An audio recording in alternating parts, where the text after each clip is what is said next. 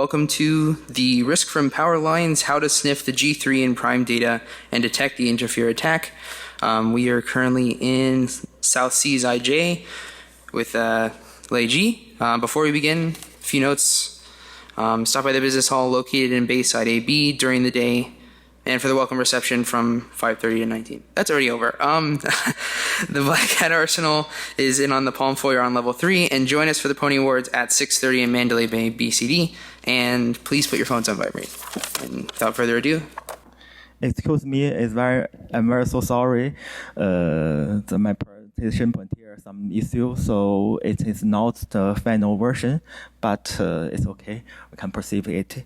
I'm Lei from China. I'm the senior advisor for the Qihu 360 Unicom team. I'm also the marketing manager for the Cypress Semiconductor Corporation in the North China. Okay. It's an extract. In my topic, I will talk about how to modulation the communication, PLC communication date, and how to identify the system is using. Okay.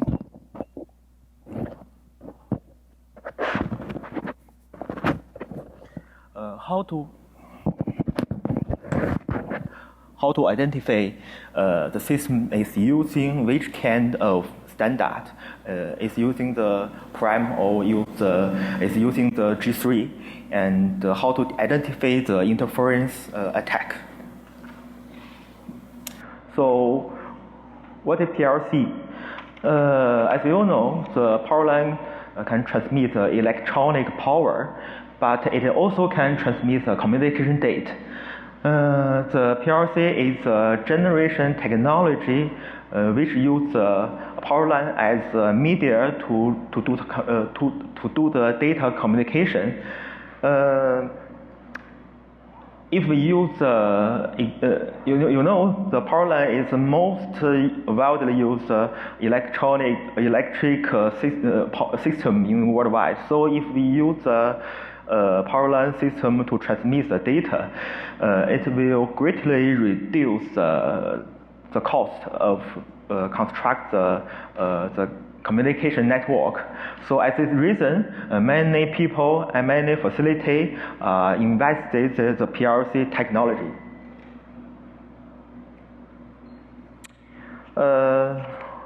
According to the bandwidth, the PLC is classified into the narrowband PLC and the wideband PLC. For the wideband PLC, it uses DMT modulation. The communication data rate can reach to 100 million PPS. But the communication distance is very short, so it is used for the indoor internet access. For the narrowband PLC, it uses FSK or OFDM modulation.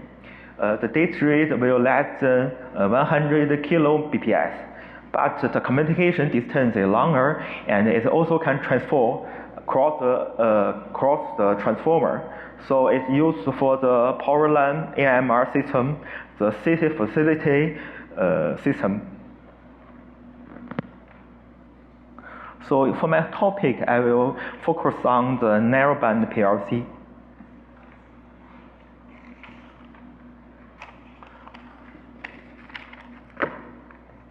Okay. There are many, for the narrowband PLC, there are many international standards, and the G3 and the Prime are the most two important standards. The France implement the G3 standard, and Spain designed the Prime. And the China PLC AMR system is based on the G3. And the G3 and Prime will cover about more than 60% application. And both the G3 and the Prime standard use OFDM modulation.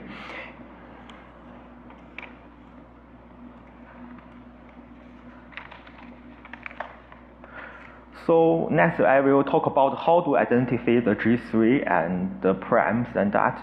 I will use mathematical tools about it's a power spectrum estimation. You know the carrier band for the G3 and the prime is different, so use the power spectrum estimation, we can identify which carrier band. Yeah, as you know, the communication process is a typical random process, so it is impossible to predict the exact signal in next time, and the best method to evaluation the random process is average. Yeah, it's a statistical average, and the autocorrelation is the perfect parameter to indicate the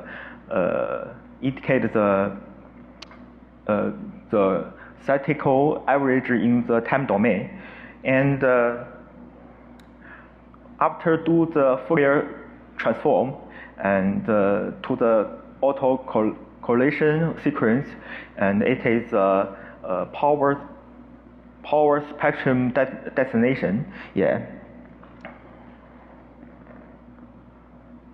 This is a typical OFDM spectrum distribution.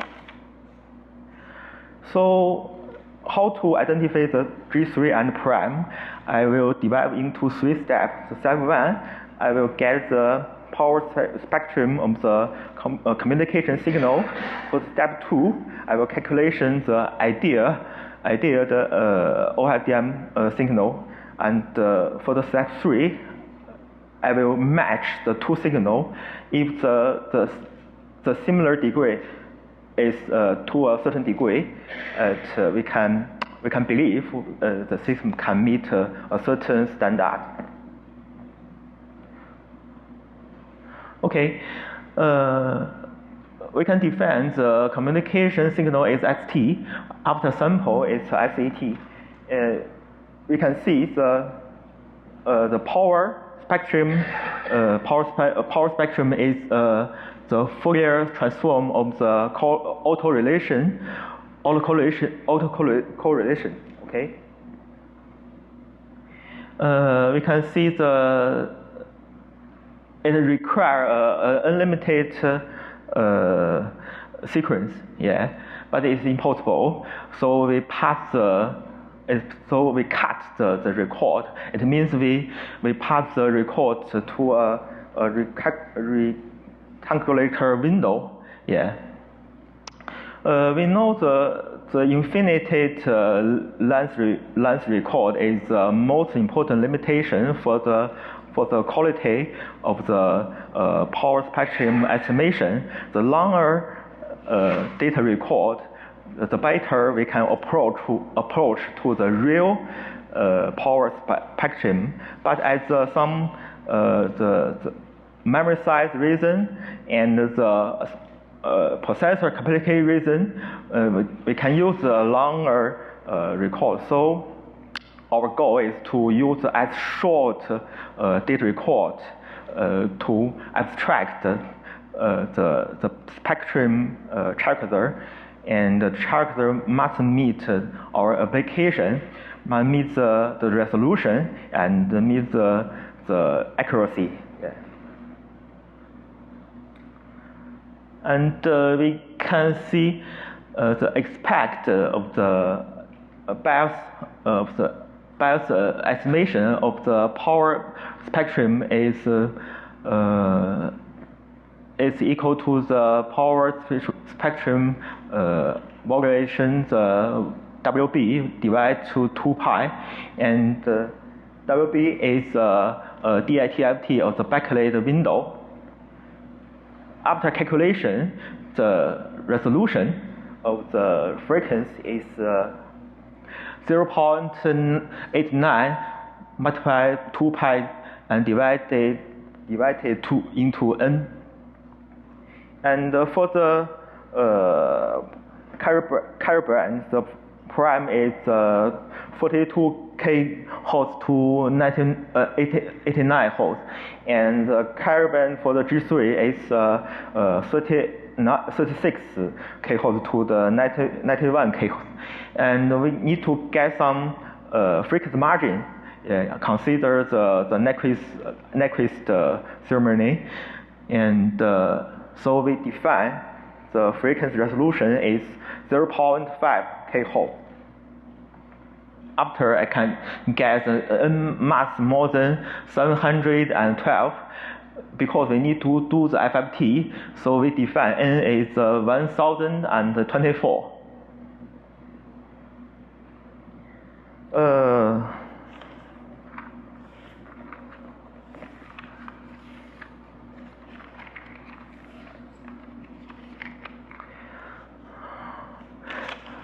The other thing we need to consider the SNR. For the system, the mainly noises contributed by the common frequency noisy, the switch noisy, and the white noisy. And the common frequency noisy is come from the power line system. It is about 40 or 60 Hz. And the switch noise is from the switch power supplying, and the white noise is a receiver base noise.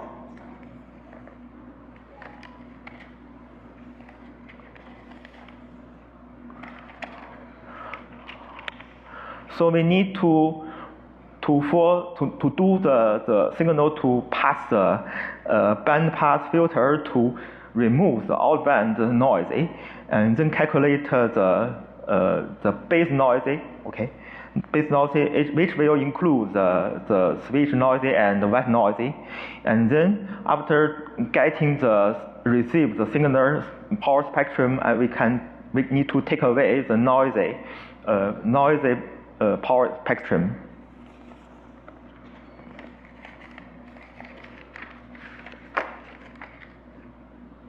And the second step, we need to get the ideal OFDM power spectrum. The power spectrum of OFDM is equal to the sum of the subcarrier band power spectrum.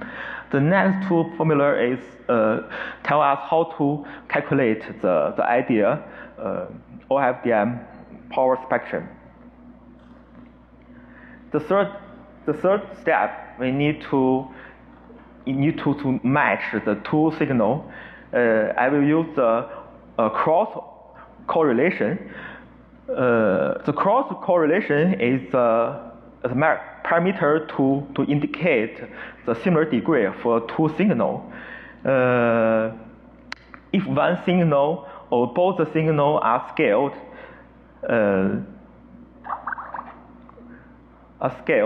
and the cross correlation sequence will scale accordingly, but the scale is not important. The shape is important. So we need to get a unilized standard to indicate the similar degree. So we get a normalized value which is -1 to 1. If the cross correlation is equal to 1, it means it's related complete. If it is -1, it means minus related. If this equal to 0, it means these two signals not similar completely. We only consider the two power spectrum at the same frequency point, so we only need to calculate 0x by 0. It means there's no frequency shift yet. So after calculate, if the 0x by 0 is more than 0.9, it means the two signals match together, and we can define the signal can meet which kind of requirement, which kind of standard. Okay, it is next we will talk about the modulation and demodulation. This is a structure of the modulation and demodulation. Yeah. ST is a modulation signal, and after demodulation, we can know the DM is baseband multiplies the frequency, carrier frequency. So we can know the Dn is the FDT of the SRK, because SRK is easy to get, so the Dn is easy to get. Finally, I will talk about how to identify the interference attack. The interference attack is a kind of blocking service attack. As the interference reason, and the node cannot respond to the service. The service includes the routing, the data repeating, and peer-to-peer communication.